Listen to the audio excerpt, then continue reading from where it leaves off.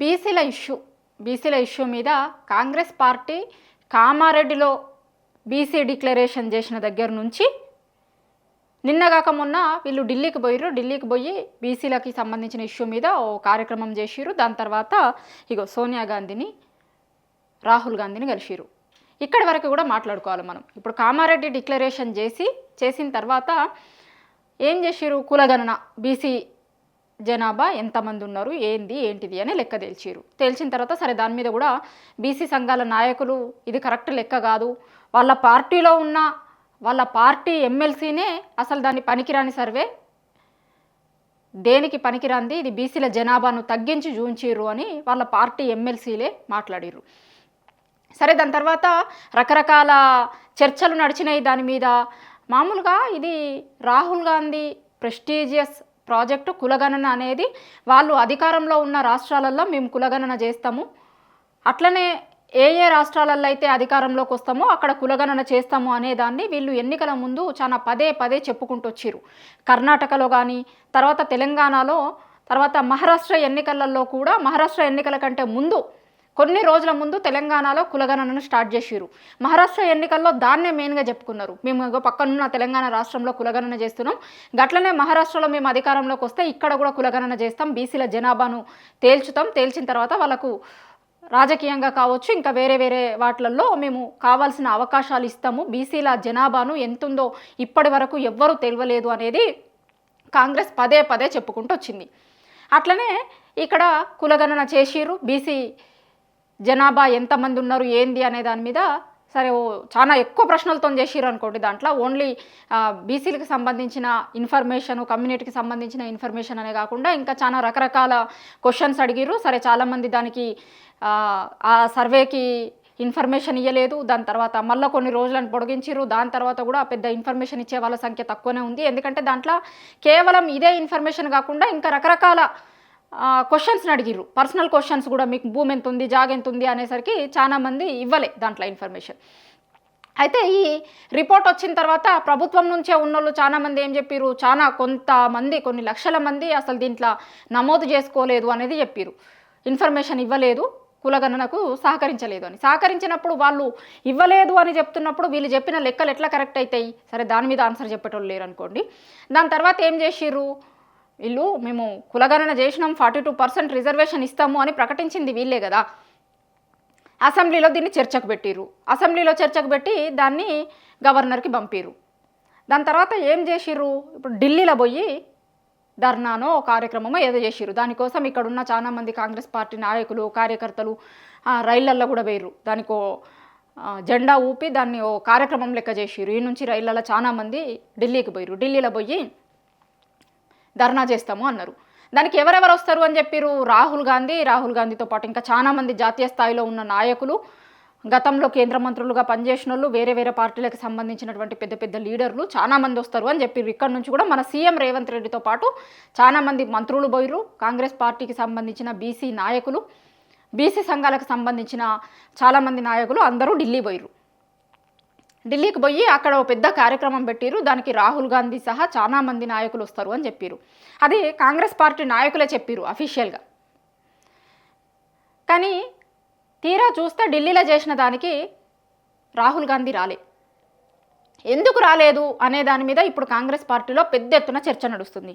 సరే పార్లమెంట్లో ఒక ఇంపార్టెంట్ డిస్కషన్ ఉంది, లేకపోతే పార్టీ కార్యక్రమం ఉంది, అందుకోసమని రాహుల్ గాంధీ రాలేదు అని కొంతమంది మాట్లాడుకుంటున్నారు.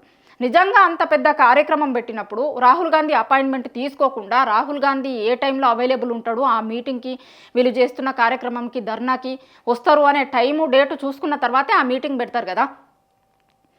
ముందు అనుకున్న దాని ప్రకారం రాహుల్ అటెండ్ కావాలి, కానీ ఎందుకు అటెండ్ కాలేదు అనే దాని మీదనే ఇప్పుడు చాలామంది చాలా రకరకాలుగా మాట్లాడుతున్నారు. అసలు తెలంగాణలో జరిగిన కులగణన సర్వేని, బీసీ జనాభా సర్వే ఏదైతే ఉందో అది మొత్తం తప్పుల తడకగా ఉంది అని రాహుల్ గాంధీకి మొత్తం రిపోర్ట్స్ అందినాయట. చాలామంది బీసీ సంఘాల నాయకులు, వాళ్ళ పార్టీలో ఉన్న చాలామంది నాయకులు మొత్తం మీద అసలు క్లారిటీగా లేదు, కరెక్ట్గా చెయ్యలేదు. ఎందుకంటే రాహుల్ గాంధీకి చాలా ఇష్టమైనటువంటిది, అది చాలా ఇష్టంతో మా రాష్ట్రంలో చేసినాము అని చెప్పుకోవడానికి ఉన్నటువంటి అది. కానీ దాన్ని కరెక్ట్గా చెయ్యలేదు, కరెక్ట్గా చెయ్యక దాని మీద రకరకాల విమర్శలను ఎదుర్కోవాల్సి వచ్చింది. కరెక్ట్గా లేనటువంటి ఆ సర్వే మీద అక్కడ ఓ ప్రోగ్రాం పెట్టుడు, దానికి అటెండ్ అయితే రాహుల్ కూడా విమర్శలు ఎదుర్కోవాల్సి వస్తుంది అనేటువంటి దానితోనే, అట్లనే అసలు ఇక్కడ జరిగినటువంటి సర్వే మీద ఆయన సాటిస్ఫైగా లేడు, అందుకే మీటింగ్కి రాలేదు అని.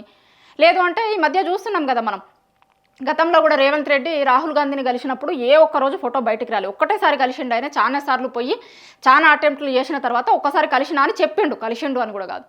ఫోటో ఎందుకు బయటకు రాలేదు అంటే ఫోటోలు ఇస్తేనే నేను కలిసినట్టా లేకపోతే లేదా అని ఉల్టా దబాయించారు అనుకోండి వాళ్ళు. సరే కలిసిండా లేదా అనేది ఈరోజు వరకు తెలియదు. చాలామందికి ఈ వేదిక మీదనన్నా కనబడేటోడు కలిస్తే లేకపోతే రాహుల్ గాంధీ వస్తే తెలుస్తుండే కదా అనుకున్నారు. నిజంగా రేవంత్తో వేదిక పంచుకునుడు ఇష్టం లేకనే రాహుల్ గాంధీ రాలేదు అని కూడా కాంగ్రెస్ పార్టీలో ఉన్న కొంతమంది నాయకులు మాట్లాడుకుంటున్నారట. ఎందుకంటే ఇప్పటికే కాంగ్రెస్ పార్టీని తెలంగాణలో ఎట్లాంటి పరిస్థితి ఎదుర్కొంది, అధికారంలోకి వచ్చిన తర్వాత ఎంత తీవ్రమైనటువంటి వ్యతిరేకతను ప్రతి అంశంలో కూడా ఎదుర్కొంటుంది అనేది రాహుల్ గాంధీకి ఎప్పటికప్పుడు రిపోర్ట్స్ అందుతున్నాయట.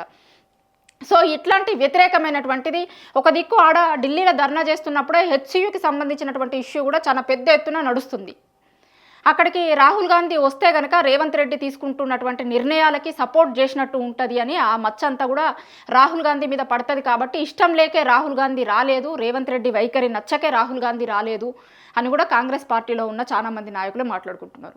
ఎందుకంటే నిజానికి ఆయన రావాల్సినటువంటి ఇష్యూ బీసీ అనేటువంటి దాన్ని వాళ్ళు చాలా ఎక్కువగా చెప్పుకుంటున్నారు. ప్రతి రాష్ట్రంలో చెప్తామని, రేపు పొద్దున కేంద్రంలో అధికారంలోకి వస్తే కనుక బీసీలకి రాజకీయ పరంగా ఇచ్చేటువంటి రిజర్వేషన్లు కావచ్చు, మిగతా ఇష్యూస్లలో మేము ఖచ్చితంగా పనిచేస్తాము అని కాంగ్రెస్ పార్టీ ముందు నుంచి చెప్తూ వచ్చింది. అట్లాంటి దానికి సంబంధించి తెలంగాణ రాష్ట్రంలో బీసీల సంఖ్యను తేల్చి దాన్ని ఇంప్లిమెంట్ చేయాలి అని ఢిల్లీకి పోయి వీళ్ళు ధర్నా చేసినప్పుడు ఇంకొక ఇష్యూని కూడా కాంగ్రెస్ పార్టీ నాయకులు మాట్లాడుకుంటుంది. ఏంటి అంటే ఇష్యూ అంతా ఇక్కడ ఉంది, హైదరాబాద్లో ఉంది, గల్లీలో ఉంది. ఇప్పుడు వాళ్ళు అసెంబ్లీలో చర్చ చేసిరు, దాని తర్వాత గవర్నర్ దగ్గరికి పంపిర్రు. హైదరాబాద్లో ఉన్న ఇష్యూ మీద, ఇక్కడ ఉన్నటువంటి ఇష్యూ మీద వీళ్ళు ఢిల్లీకి పోయి ధర్నా చేసుడేంది? ఒకవేళ నిజంగానే రాహుల్ గాంధీ ఆ మీటింగ్లో పాల్గొంటే కనుక అసలు బిల్లు ఉంది అక్కడ కదా, మీరు గవర్నర్ దగ్గర కదా చేయాల్సింది, అక్కడ కాకుండా ఇక్కడికి వచ్చి ఢిల్లీలో ధర్నా చేసుడేంది అనే విమర్శల్ని కూడా రాహుల్ గాంధీ ఎదుర్కోవాల్సి వస్తుంది కదా.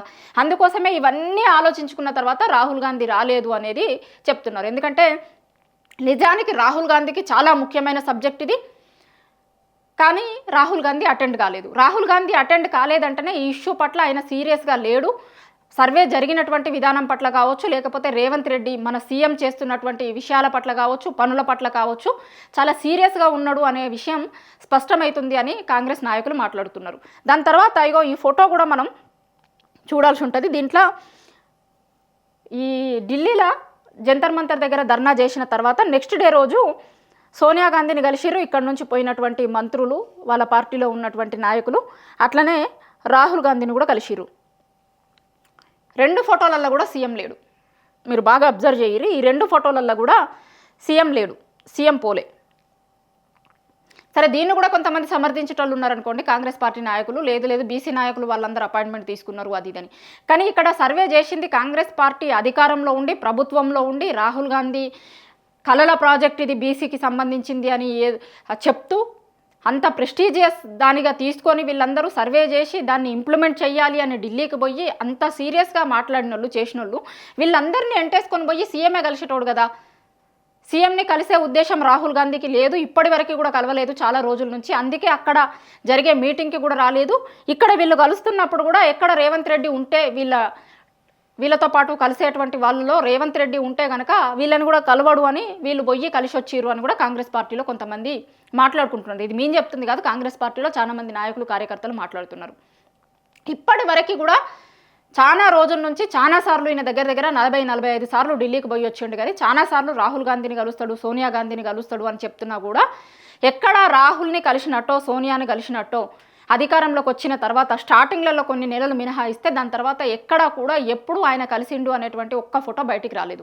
మామూలుగా అయితే చాలామంది నాయకులు అదే రోజు రేవంత్ రెడ్డి నేను రాహుల్ గాంధీని కలిసినా అని చెప్పుకుంటున్న రోజు కూడా రాహుల్ గాంధీ ట్విట్టర్లో కొంతమంది కలిసినటువంటి నాయకుల ఫోటోలను ఆయన అప్లోడ్ చేసిండు, కానీ రేవంత్ రెడ్డి ఫోటోను అప్లోడ్ చేయలేదని. దాని తర్వాత ఇట్లా చాలామంది నాయకులు రాహుల్ గాంధీ రేవంత్ రెడ్డిని కలవని టైంలలో కూడా ఇంకా చాలామంది మంత్రులు పోయి కలిసిర్రు, సీతక్క పోయి కలిసింది. దాని తర్వాత కూడా ఇంకా చాలా మంది మంత్రులు కూడా పోయి కలిసిర్రు. ఇక్కడ కూడా కొంతమంది ఉన్నారు, చాలా మంది నాయకులు ఉన్నారు. వీళ్ళందరూ కలిసిర్రు కానీ రేవంత్ రెడ్డి మాత్రం లేడు. రేవంత్ రెడ్డి రాహుల్ గాంధీని కలిసినటువంటి ఫోటో ఇప్పటి వరకు కూడా ఒక్కటి కనిపిస్తలేదు. ఎందుకు కనిపిస్తలేదు అంటే కలవలేదు కాబట్టి కనిపిస్తలేదు అని కాంగ్రెస్ పార్టీలనే మాట్లాడుకుంటున్నారు చాలా మంది నాయకులు, కార్యకర్తలు.